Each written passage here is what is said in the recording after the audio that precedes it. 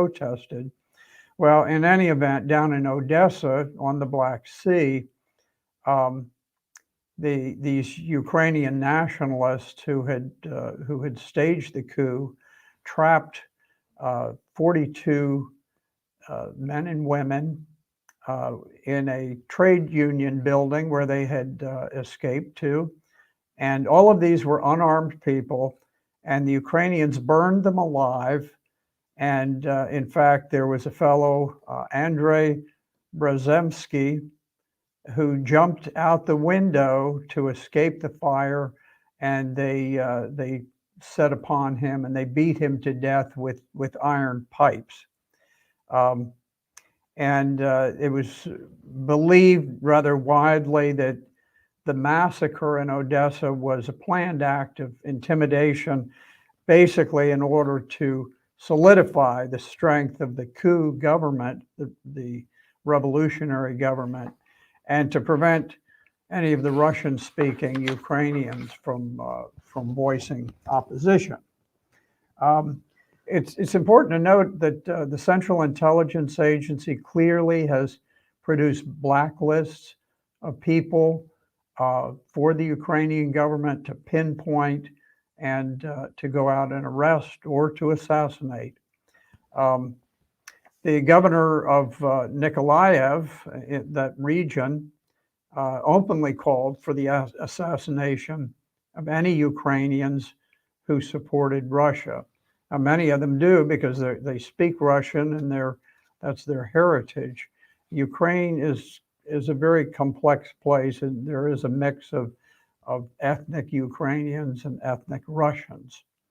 There was a former member of the SBU, which is it's kind of like the old KGB or any of these intelligence agencies, and he defected to Russia in 2018, and he reported that the SBU had been advised by the Central Intelligence Agency since the coup in 2014.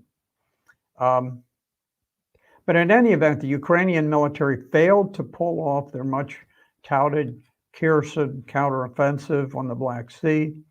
And then there's some question that was raised by Andrew Napolitano. What really are the casualty rates on both sides? It is the opinion of Colonel McGregor that the actual number of Russian dead is somewhere between 13 and 15,000 dead, as opposed to 60 to 80,000 on the Ukrainian side. So we're talking about, multiples of people, of Ukrainian soldiers dying for every Russian soldier. And I think it is clear at the very beginning of the war, I think the Russians may have lost more soldiers than the Ukrainians for that short period that they were launching that attack against the Ukrainian capital, Kiev. But then when they refocused their efforts down to the east and along the Black Sea, they changed their tactics. They came up with much more aggressive rules of engagement.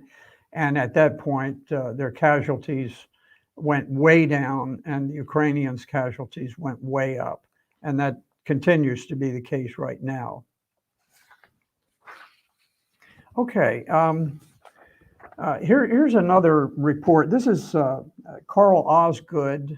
He compiles a report for the Executive Intelligence Review, and he reported on the weapons pipeline going into Ukraine. And from all of the intelligence he's receiving, it appears that the flow of weapons from the United States and NATO going into Ukraine may very well be drying up to a large extent. He cited statistics for light crew-served weapons like mortars, anti-armor, anti-tank, anti-aircraft weapons.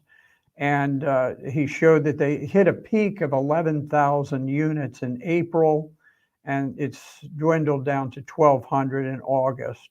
So we're looking at, roughly a ninth or a tenth of what they originally were. When you get into the heavy weapons, the tanks, the armored vehicles, artillery, that type of thing, the rate of replacements reached almost zero in August. So there's a tremendous decline. And meanwhile, of course, the Russians are destroying the weapons that they do have. So, and there have been complaints, or at least concerns raised by military officials in NATO, that their own military capabilities are being diminished because they're burning through so many weapons, sending them to the war in Ukraine. Okay, now there has been some action around the Zaporizhzhia nuclear plant, which again is down in this Black Sea area. This is the biggest nuclear power plant in all of Europe, not just Ukraine, but actually all of Europe. And what has happened is really quite bizarre. If you read reports from all the mainstream media, they'll talk about how concerned they are that somehow Russia is doing something wrong at that nuclear power plant. Now, Russia captured the power plant very early in the war, and they've held it since then. Well, what's happened in the meantime is that the United States has sent Ukraine these HIMARS long-range artillery batteries, and the HIMARS systems are shelling the nuclear power plants. And so what is so bizarre, the Russians are there at the power plants. They control the power plant, and somehow the media is twisting this to make it sound like somehow the Russians are shelling themselves. It's not the Russians shelling the Zaporizhzhia power plant. It is American-made HIMARS artillery being operated on behalf of the Ukrainian army. So it's very, very strange the way that that's being presented to the public. It's very deceitful, and it's unfortunate because we really don't want to have another Chernobyl, and the Russians can't stop it from happening. Only the United States can, if they order Zelensky's people to stop employing it that way. So hopefully somebody will get some sense in the Pentagon and stop the shelling of the nuclear power plant. One thing I'll point out, in the Donbass, which is the area where most of the fighting throughout the war has focused, the Russians just constantly are eating away at the positions that the Ukrainians have built up over many years since the coup in 2014. And there was a small city or big town, I'm not sure what you call it. It's a place called Pesky, and it's actually quite important. Even though it's a small location, it's been fortified by the Ukrainian army. And since 2014, Pesky has been used to fire artillery at the civilians in the Donetsk Republic, which is part of the Donbass. That's the part that's pro-Russian.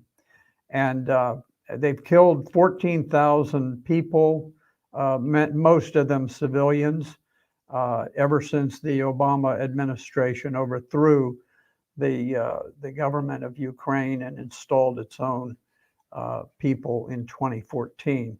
So that's a big, it's a small place, but it's a big victory because it now makes it very, very difficult for Ukraine to shell the civilian population in the Donbass.